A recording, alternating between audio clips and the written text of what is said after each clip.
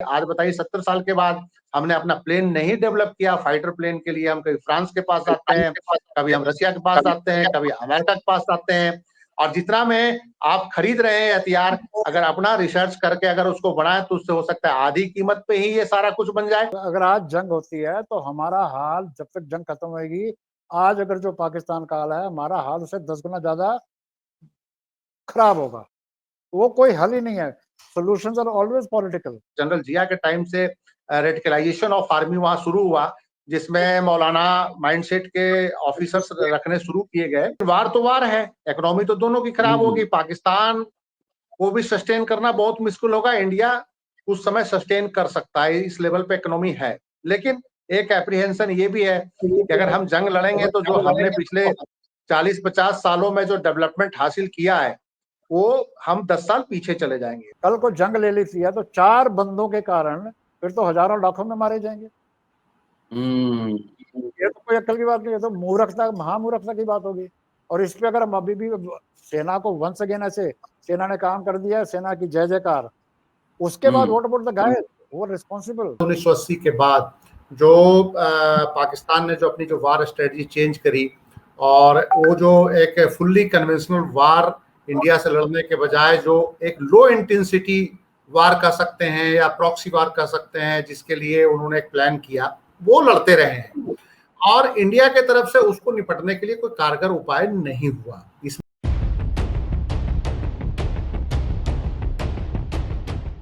Pahalgam, operation सिंदूर, उसके बाद पाकिस्तान का हमला, 15 सिविलियन के मारे जाने की खबर है पुंछ सेक्टर।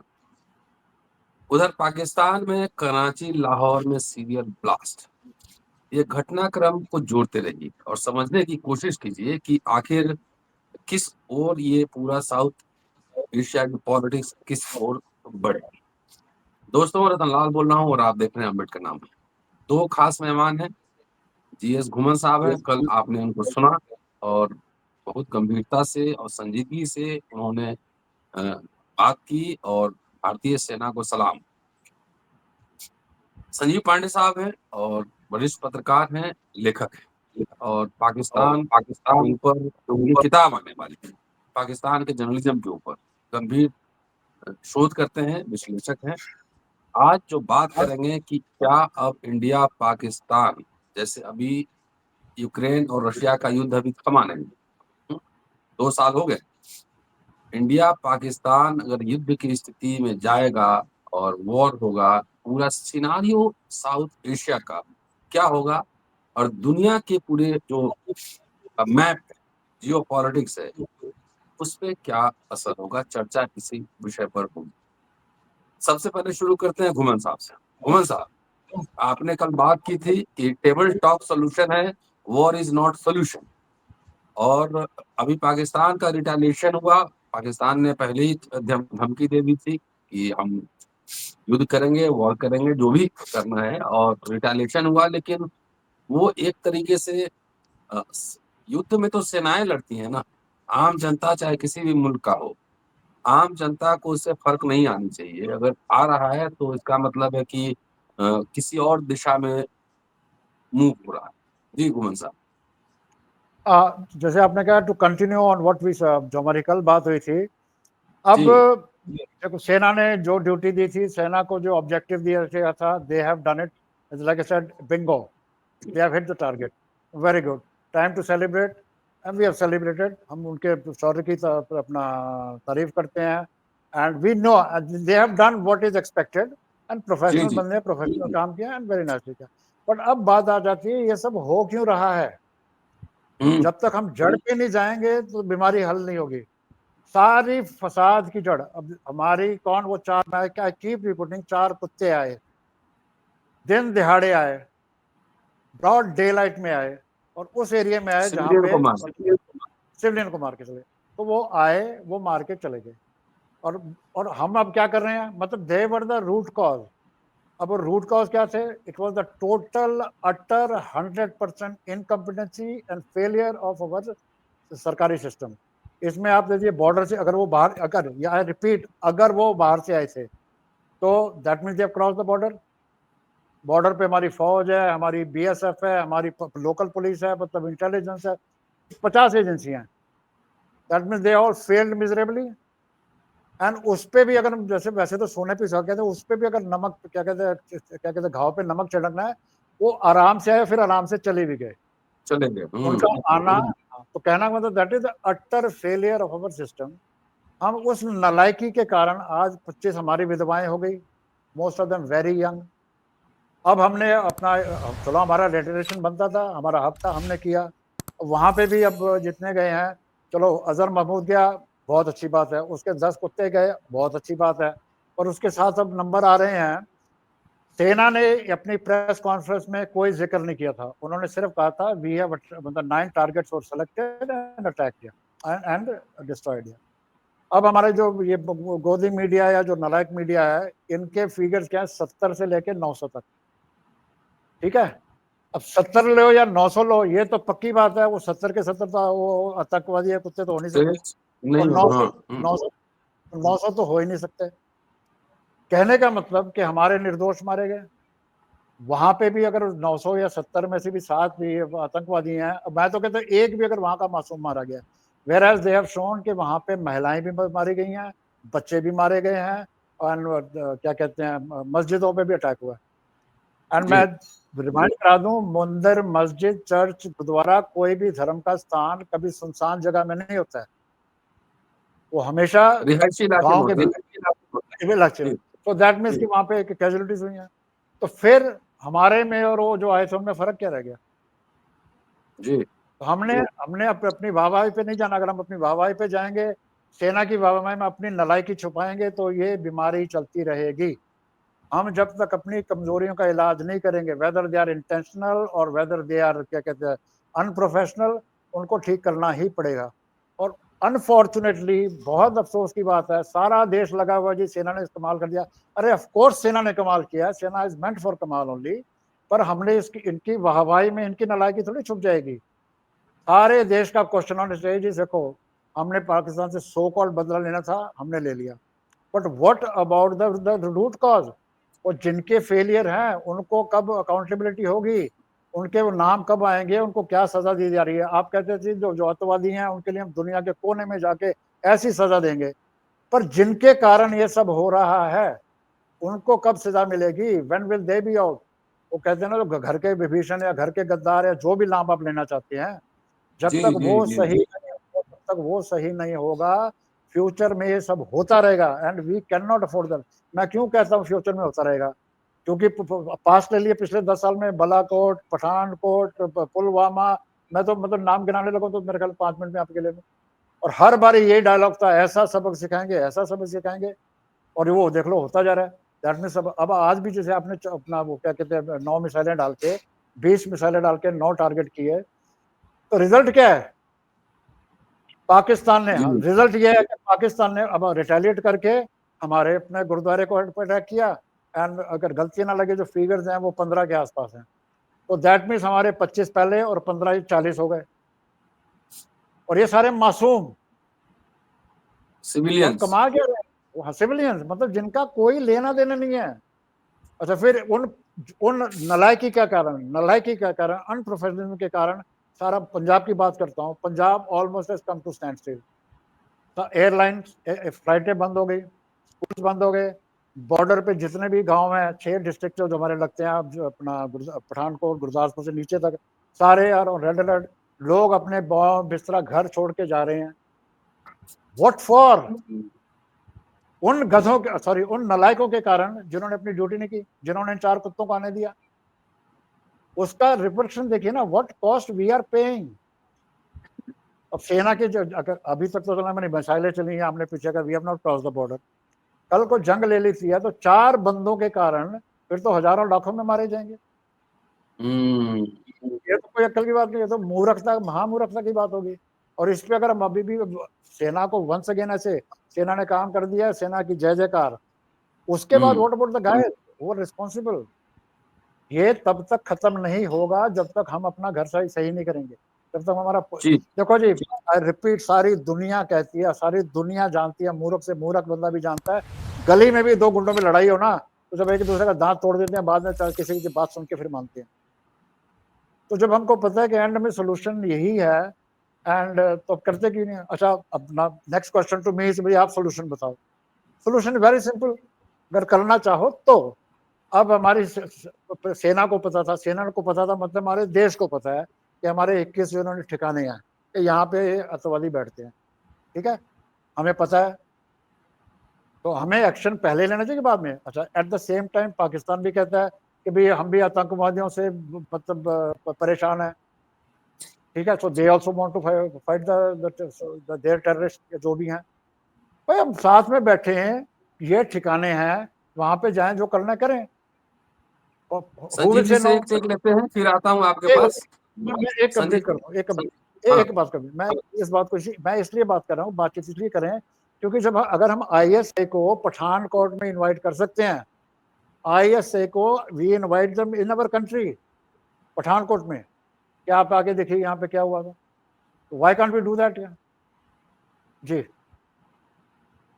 संजीव जी, आप तो साउथ एशिया के पूरे पॉलिटिक्स पे लगातार लिखते रहे हैं और पाकिस्तान से काफी फेमिलियर हैं, आप पाकिस्तान के जर्नलिज्म पे काम भी कर रहे हैं कि किस तरह का है, क्या है, कैसे देख रहे हैं पूरे घटनाक्रम को? देखिए, इसमें 3-4 फैक्टर काम कर रहे हैं।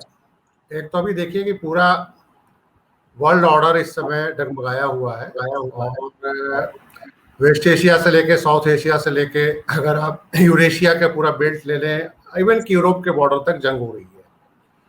और जो सेकेंड वर्ल्ड वार के बाद जो हम लोगों ने एक वर्ल्ड ऑर्डर बनाया था जिसमें यूनाइटेड नेशंस बना, और उसके बाद कई पीस कीपिंग को लेकर ऑर्गेनाइजेशंस जो बने, वो तमाम जगहों पे फेल होते हुए नजर आ रहे हैं। तो आप देख लीजिए कि इजराइल और फिलिस्तीन के बीच संघर्ष हो रहा है, सीरिया के अंदर संघर्ष हो रहा है।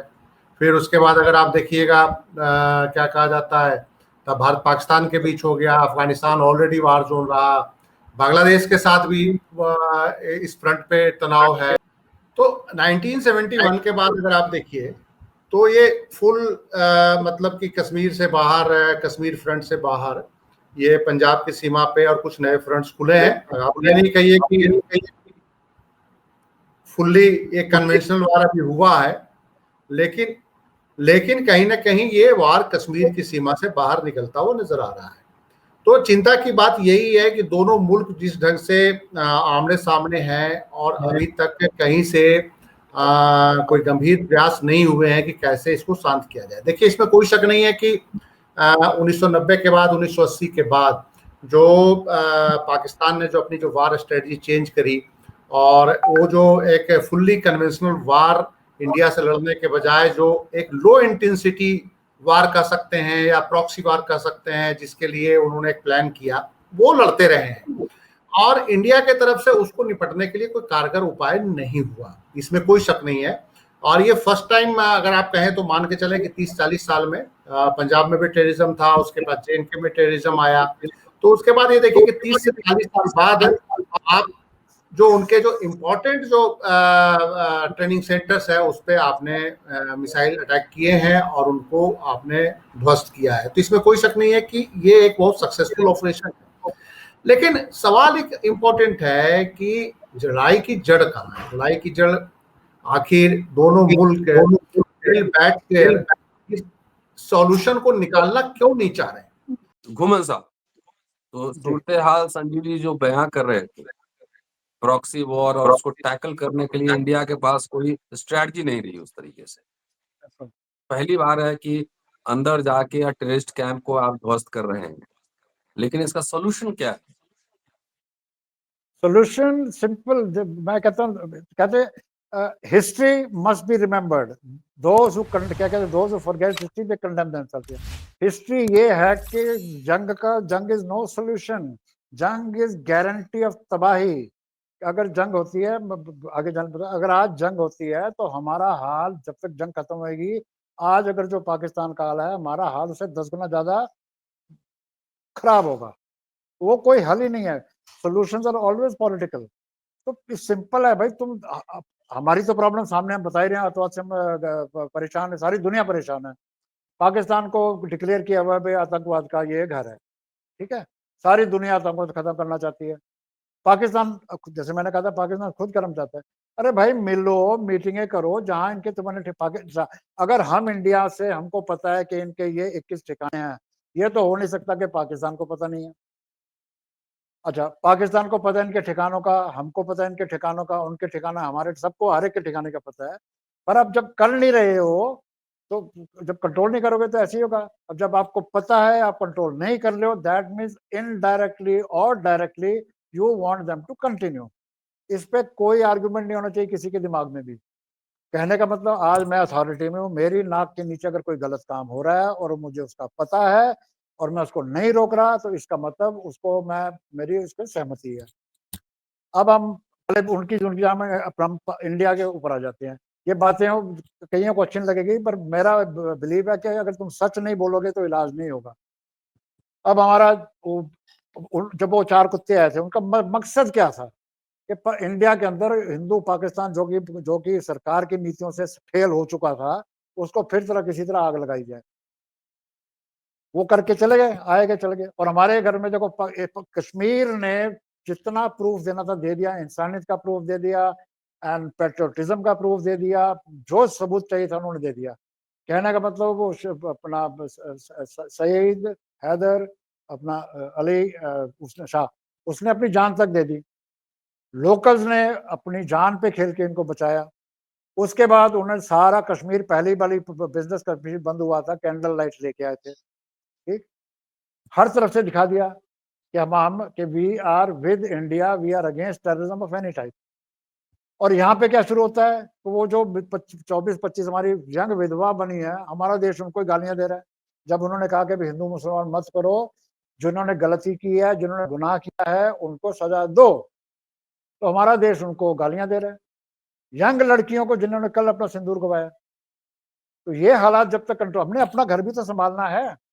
हम दूसरों को कहते थे कैसे भी, जब हमारा घर साफ नहीं है, तो घर साफ का यही है कि जितना वो करना चाहते थे, हम वो आग लगाना चाहते, हम उसको आग में घी डाल रहे हैं। तो इलाज कैसे होगा? इलाज, वो कहते हैं ना, सच और कच चुभता है। मैं सच बोल रहा हूँ, और सच सबको बोलना चाहिए। ये तो घर के सामने है, आप दूसरे को बोल देते हो, वो ऐसा करते हैं। अरे भाई, वो हमारा दुश्मन है, दुश्मन तो कुछ भी करेगा, ठीक है, उनसे क्या गिला है, वो तो करेगा, हम उनको जैसे ठोकना ठोकेंगे। तो घर को क्या करोगे भाई? अब भी इतने जोरों से चल रहा है, हिंदू मुसलमान बेचारे, कईयों को गोली मार दिया आपने नाम लेके। आगरा में कई इंसिडेंट है, गिनने की जरूरत नहीं है। और दूर क्या जाना है, जंग विडो अपनी हिमांशी तलवार, उनके लिए क्या क्या कहा गया? किसी एक ने भी किसी को जो बोल रहे थे उनको चुप करने के लिए कुछ कहा? ट्वीट तक नहीं किया। ठीक, these are the glaring examples यार। तो ये हमें ठीक करना पड़ेगा। हम कहते हैं जी 140 करोड़, जब डायलॉग मारना है हम 140 करोड़ है, उसके बाद बटोगे कटोगे 80-20 क्या क्या नहीं होता है। नहीं नहीं, बहुत बहुत सारे लोग लाठी भाजने का ट्रेनिंग भी ले रहे हैं, उनको भी बॉर्डर पे जाना चाहिए था। बिल्कुल, बड़े हाँ, चलो फिर बातों में बात।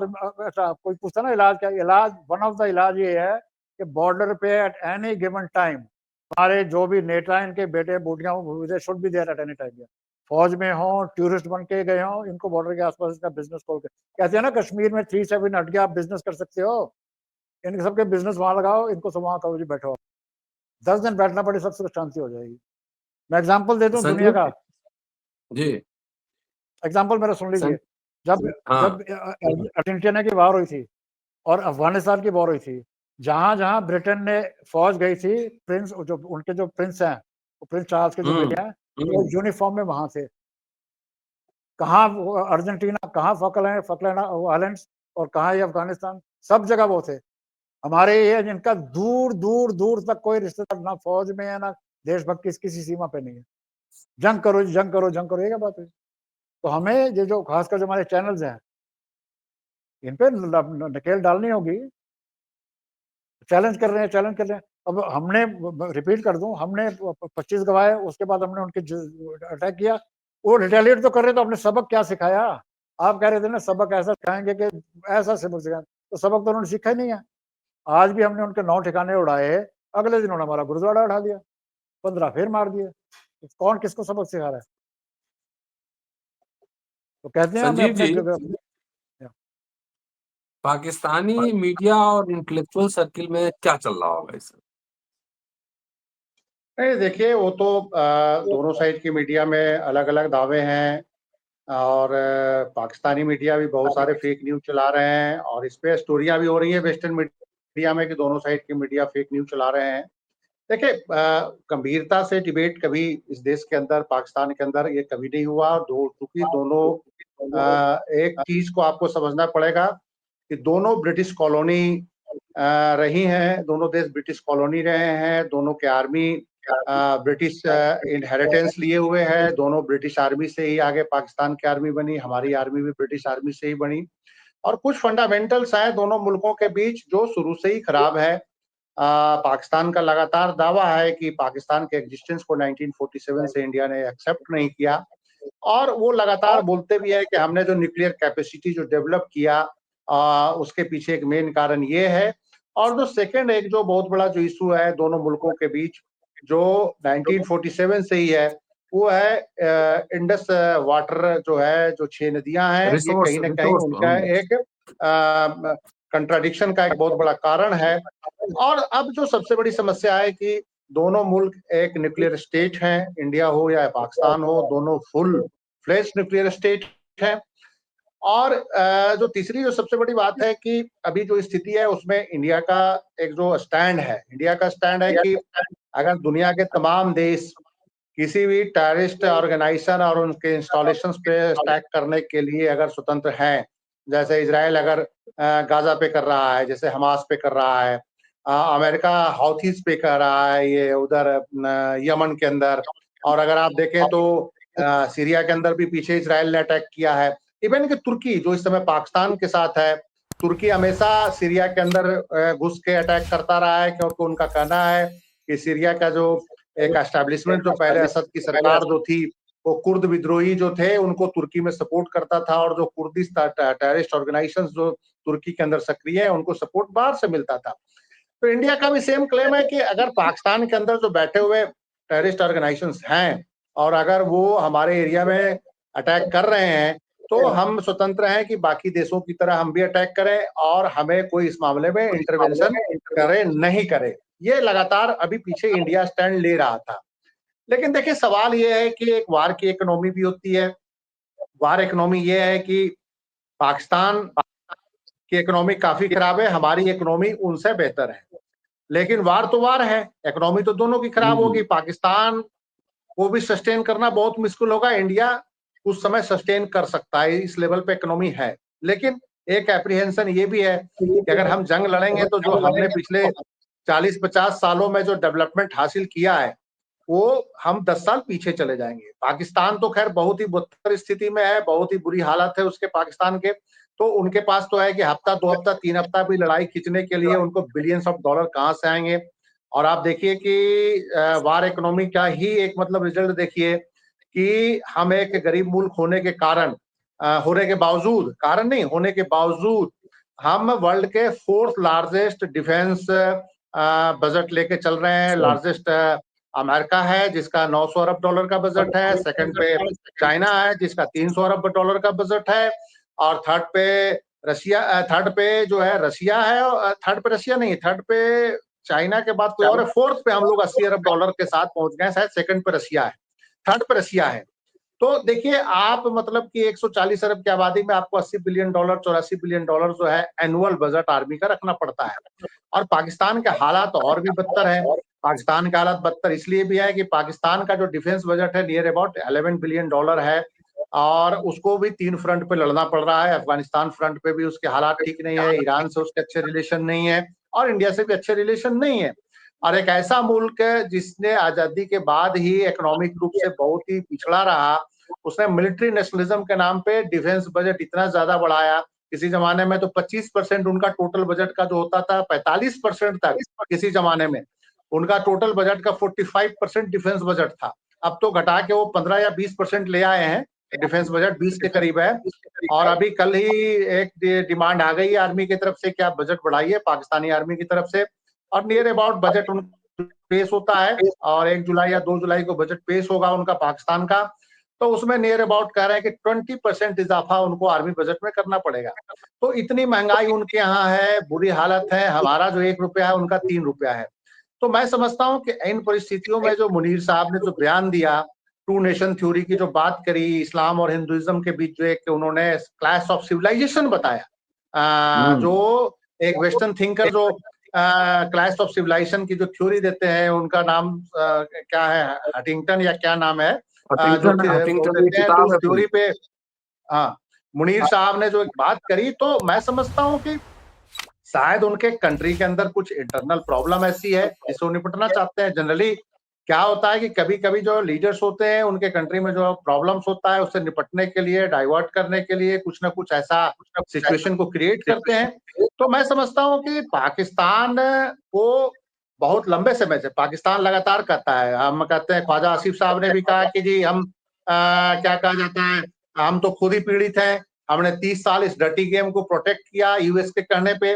तो अगर आपने 30 साल डर्टी गेम को प्रोटेक्ट किया, तो अब क्यों उनको प्रोटेक्ट कर रहे हैं? अब तो उनको बाहर निकालिए, अब तो उनको, लेकिन अब प्रॉब्लम ये है कि आर्मी भी उनकी इतनी ज्यादा क्या कहा जाता है, जिहादी माइंडसेट की हो गई है। आर्मी के अंदर 20% ऑफिसर्स जो है पाकिस्तानी आर्मी के अंदर, जो बेसिकली बहुत लंबे समय से बाद हुआ, जनरल जिया के टाइम से रेडिकलाइजेशन ऑफ आर्मी वहां शुरू हुआ, जिसमें मौलाना माइंडसेट के ऑफिसर्स रखने शुरू किए गए, और वो अब काफी एक अच्छी पोजीशन में है। बीच में उनके अच्छे जनरल्स भी आए जो टॉक रिलेशंस को सुधारने के लिए, जनरल बाजवा को उसमें नाम आता है, जो बाजवा डॉक्ट्राइन दिया।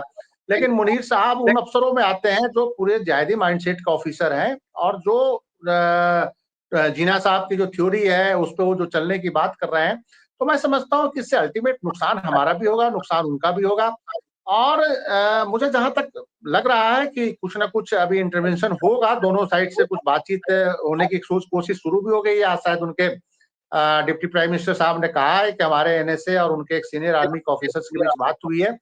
लेकिन मुझे जहां तक एक सूचना है कि कतर, यूएई और सऊदी अरब के जो मीडिएशन से भी कुछ बातचीत चल रही है, जिसमें इंडियन कॉर्पोरेट सेक्टर का भी थोड़ा सा रोल बताया जा रहा है, जिनके इकोनॉमिक इंटरेस्ट हैं। और सऊदी अरब, यूएई के भी इकोनॉमिक इंटरेस्ट भारत पाकिस्तान दोनों में है। सऊदी अरब, यूएई ने बहुत बड़ा लैंड चंक पाकिस्तान के अंदर खरीद रखा है, कॉर्पोरेट खेती करने की उनकी योजना है।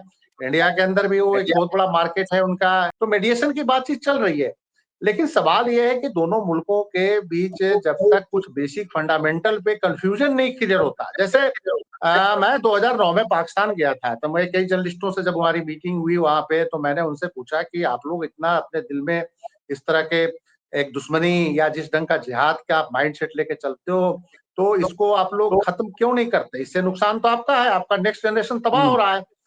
तो उनका कहना था कि देखिए, आपने 1947 से ही डिसाइड कर लिया कि हम पाकिस्तान के एग्जिस्टेंस को नहीं मानते, तो हम लोग एग्जिस्टेंस की लड़ाई जो है उसको, एग्जिस्टेंस को बचाने की लड़ाई लड़ रहे हैं। हम कहे कि भैया, हमारे यहाँ के जो सबसे बड़े जो दक्षिणपंथी पार्टी जो मानी जाती है भारतीय जनता पार्टी, अगर उनके टॉप लीडर अटल बिहारी वाजपेयी साहब आके मीनारे पाकिस्तान पे अगर घोषणा करके गए कि हम पाकिस्तान के एग्जिस्टेंस को एक्सेप्ट करते हैं, तो फिर आपको कहाँ से प्रॉब्लम आ रही है? फिर उन्होंने कहा नहीं जी ठीक है, ये तो ठीक हो जाएगा, वाटर की प्रॉब्लम है, आप कभी भी पानी रोक सकते हो।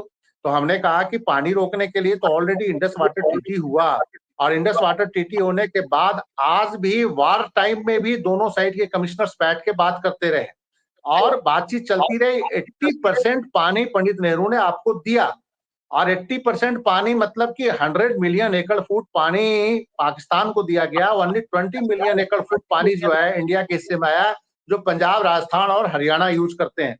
तो मैं कहा कि 80% पानी मिला, पानी कभी रोका नहीं गया, तो फिर वही एप्रीहेंशन की बात आ जाती है कि आप एप्रीहेंशन जताते हो। ऐसा तो कभी इंडिया ने आप पे पानी रोकने की कोशिश ही नहीं करी पिछले 60 सालों में। 71 के वार में भी पानी नहीं रोकने की कोशिश करी, ना 65 के वार में पानी रोकने की कोशिश करी, इवन कि कारगिल के टाइम में भी हम लोगों ने ऐसे कोई कोशिश भारत सरकार ने नहीं करी। तो मैं कहता हूं कि ये एप्रीहेंशन के जो बहाना बना के आप लगातार जो ये सिचुएशन क्रिएट करते हैं, तो इससे कोई भारत का नुकसान नहीं हो रहा है। भारत अपने हिसाब से चल रहा है, जो काम होना है वहां हो रहा है।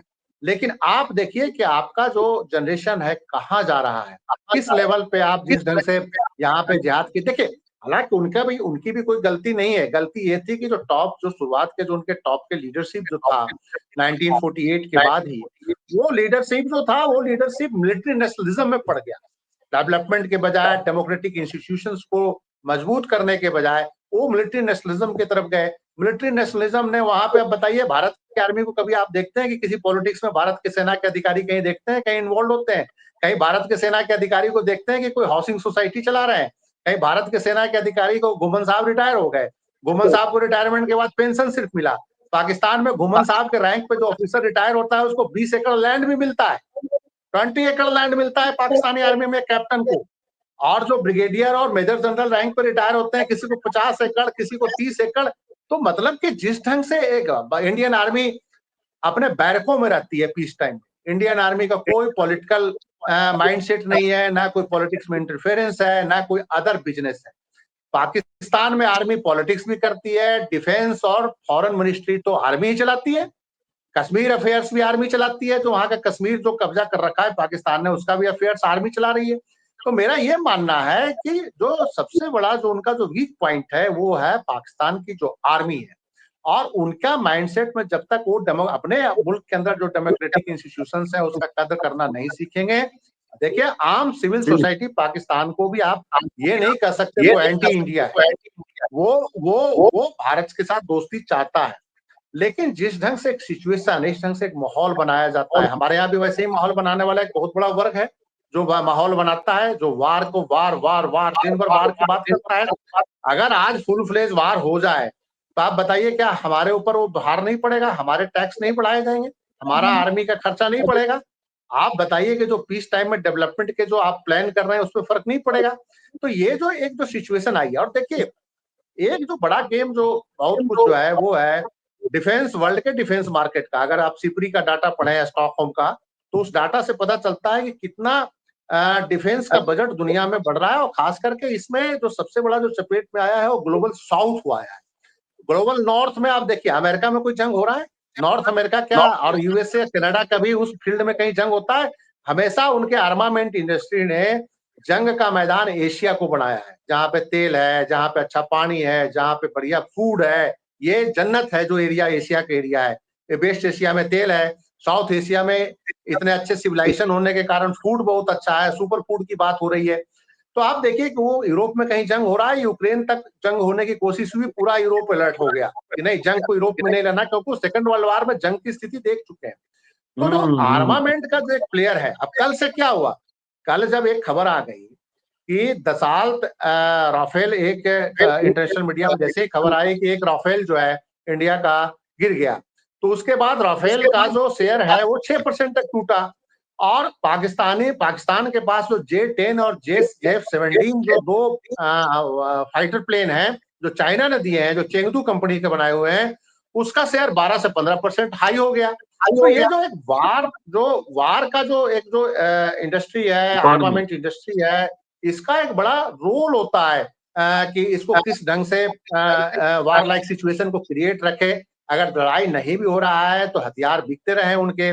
और भारत के लिए तो जो सबसे बड़ा जो भारत के लिए जो हमारे लिए एक बड़ी अच्छी बात नहीं है कि हम लोग अभी भी वेस्टर्न आर्मामेंट इंपोर्ट पे या दुनिया के दूसरे मुल्कों का आर्मामेंट इंपोर्ट पे डिपेंडेंट है। हमने अपने रिसर्च को आगे नहीं बढ़ाया और उसमें सर्टेन वेस्टेड इंटरेस्ट हो सकते हैं कि हम लोगों ने अपने रिसर्च से, आज बताइए 70 साल के बाद हमने अपना प्लेन नहीं डेवलप किया। फाइटर प्लेन के लिए हम कभी फ्रांस के पास आते हैं, कभी हम रशिया के पास आते हैं, कभी अमेरिका के पास आते हैं।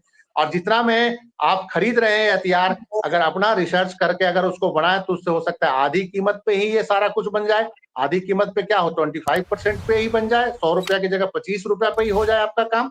तो ये बहुत सारे वेस्टेज इंटरेस्ट ये सारी चीजों में होता है। तो मेरा ये मानना है कि ये सिचुएशन सिंपल ये नहीं हम कह देंगे कि ये सिर्फ लश्कर का मसला है या अपना क्या कहा जाता है जैश का मसला है। देखिए दोनों मुल्कों में बेरोजगारों की एक बहुत बड़ी फौज है। बेरोजगारों के फौजों को अगर आप काम नहीं देंगे तो वो इस तरह के जो फ्रिंज एलिमेंट्स होते हैं उनके पास वो जाएंगे, क्योंकि वो आप पढ़िए पूरा तालिबान, अफगान तालिबान का पूरा अगर आप वो पढ़िएगा उनका इंटरनल जो आर्मी का जब वो वार लड़ रहे थे अमेरिका के साथ, यूएस फोर्सेस के साथ, तो उसमें जो उनका पूरा का पूरा स्ट्रक्चर का जब स्टडी हुआ तो उसमें स्ट्रक्चर का स्टडी हुआ कि जो कमांडर्स हैं उनको $400 से $500, $700 तक मंथली उनको दिया जाता है। जो निचले लड़के हैं उनको $12 से $13, $14 दिया जाता है, $15 दिया जाता है पर डे के हिसाब से। तो ये जो है ये ऑलरेडी जितने भी वेस्टर्न जर्नलिस्टों ने अफगानिस्तान में काम किया उन्होंने इसका खुलासा किया। तो आखिर ये सिचुएशन क्यों आई? ये सिचुएशन तो इसलिए आई ना कि वहां पे बेरोजगारी है, भूखमरी है। तो ऐसे में कोई भी एलिमेंट्स जो कुछ पैसा वहां फेंक के अगर इनको यूज करना चाहेगा तो यूज करेगा। तो पाकिस्तान में भी 2009-10 में जब मैं वहां 2 बार गया तो जितने भी लोगों से बात होती थी तो कहते थे कि ये जो लड़के हैं जितने भी जो अभी मुरेदिकी की जो बात हो रही है ना, जो हाफिज सईद का जो मरकज है, मरकज तैयबा, वहां पे जो मैक्सिमम लड़के हैं, मैक्सिमम लड़के वो गांवों से आए हुए मार्जिनल फार्मर्स के लड़के हैं जिनके आधा एकड़, 2 एकड़, 1 एकड़ जमीन है। और उसी दौरान क्या हुआ था कि बॉम्बे पे अटैक हुआ था। तो जो अजमल कसाब जो था, जो वहाँ का पंजाब प्रांत का ही था, लाहौर के आसपास ही, फैसलाबाद के पास उसका कोई गांव था। तो वो उसके जो कुछ लोग जानने वाले वहां बता रहे थे कि ये लड़का मजदूरी करने के लिए लाहौर आया था। और ये जो मस्जिदों के जो वहां पे मौलाना जो घूम रहे होते हैं वो गरीब लड़कों को पकड़ते हैं कि किसको अच्छा फूड नहीं मिल रहा है, कौन डेली उसको लेबर का टाइम नहीं मिल रहा है, कोई रोजगार नहीं मिल रहा है, तो उसको ले जाके मदरसों में उनका पहले के पहले उनका जो है रेडिकलाइजेशन करते हैं। तो वहां पे बाजार जो गरीब घरों के लड़कों का रेडिकलाइजेशन हुआ है और खास करके पंजाब इसके लिए बहुत बदनाम है। लेकिन ये ऐसा नहीं है कि ये रेडिकलाइजेशन आज शुरू हुआ है, 2000 के बाद शुरू हुआ है। ये आपको अफगान लड़ाई से देखना होगा, जब सोवियत रूस के अगेंस्ट जब अमेरिकन आए और वो सारों ने जब मुजाहिदीन तैयार किए, और वो मुजाहिदीन सारे जो थे वो जामिया बिनौरिया और जामिया अकोरा खटक के पास जामिया हक्कानिया, 2 बड़े मदरसे वहां पे एक बहुत बड़ी फैक्ट्री हैं जिहादियों को और टेररिस्टों को प्रोडक्ट बनाने के लिए। और उसमें मौलाना मसूद अजहर भी जामिया बिनौरिया का ही प्रोडक्ट है, कराची के पास जो है। तो ये जितने भी लड़के हैं बहुत गरीब घर के लड़के हैं, इनको कुछ नहीं पता होता है कि हम कहाँ जा रहे हैं, किसके जा रहे हैं। वहां तो उन्होंने ये भी बताया कि बकायदा इनको रेडिकलाइजेशन के लिए वहां के जर्नलिस्ट कई मामलों में बड़े खुले हैं, बहुत खुल के बताते हैं, वो कभी नहीं छुपाते हैं। तो वहां के जो भी जर्नलिस्ट मुझे मिले उनका ये कहना था कि इन लड़कों को मदरसों के अंदर रेडिकलाइज करने के लिए ड्रग दिया जाता है शुरुआत में, और ड्रग देने के बाद इनको 4 महीने 6 महीने उनको रेगुलर ड्रग देके रेडिकलाइज करते हैं और फिर उनको फिर वार लाइक सिचुएशन में भेज देते हैं, चाहे कश्मीर भेज दें, चाहे अफगान बॉर्डर पे भेज दें। तो ये देखिए ये पाकिस्तान के इंटरनल भी एक बहुत बड़ी प्रॉब्लम है। और मैं समझता हूँ कि ये सारी से लड़ने के लिए सिर्फ वार इसका सोल्यूशन नहीं है। आपको पाकिस्तान के अंदर जो डेमोक्रेटिक इंस्टीट्यूशंस हैं, एक पड़ोसी होने के नाते उनको भी मजबूत करना होगा, उनको मदद करनी होगी। पाकिस्तान के डेमोक्रेटिक गवर्नमेंट जो है, मान के चलिए कि आर्मी से खतरनाक नहीं है, वो भारत से अच्छे संबंध चाहते हैं। और आप ये मान के चलिए कि हमारी आर्मी और पाकिस्तान की आर्मी में जमीन आसमान का फर्क है। वहां की आर्मी वार लड़ती है, वहां वार हारती है, वार लड़ने के बाद हारती है। आपने देखा होगा 65 का वार भी हारा है, वो 71 के भी हारे। लेकिन वहां की आर्मी इंटरनल वार कभी नहीं हारती। सारा ट्रेड पे उनका कब्जा है, सारे धंधों पे उनका कब्जा है। आर्मी के जितने बड़े ऑफिसर्स हैं, इंडिया के कोई आर्मी के ऑफिसर को ये नहीं पता कि दुबई में उसका घर है, लंदन में उसका घर है, उनके बच्चे दुबई और लंदन में पढ़ रहे हैं। इंडिया के आर्मी के ऑफिसर्स का आप कहीं भी आपको रिकॉर्ड नहीं मिलेगा। इवेंट के बाद टॉप के जो ऑफिसर्स हैं आर्मी के, जो अगर मार्शल भी होंगे, टॉप के एयर चीफ मार्शल होंगे, चाहे आर्मी चीफ भी होंगे, तो ये नहीं पता चलेगा कि उनका जी लंदन में घर है, उनका दुबई में घर है।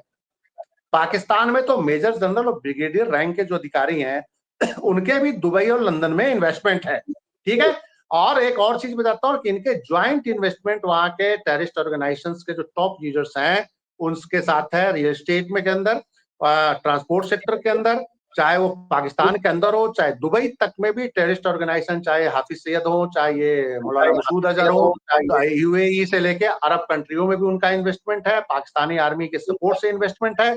और सेकंड जो बहुत बड़ा जो एक ड्रग का कारोबार है, यूएन की रिपोर्ट है कि सालाना पाकिस्तान के एरिया से $140 अरब का ड्रग का कारोबार होता है। उसमें पाकिस्तानी आर्मी और ये जो टेररिस्ट ऑर्गेनाइजेशंस जो है इनका एक ज्वाइंट कारोबार है, ज्वाइंट कोलैबोरेशन है।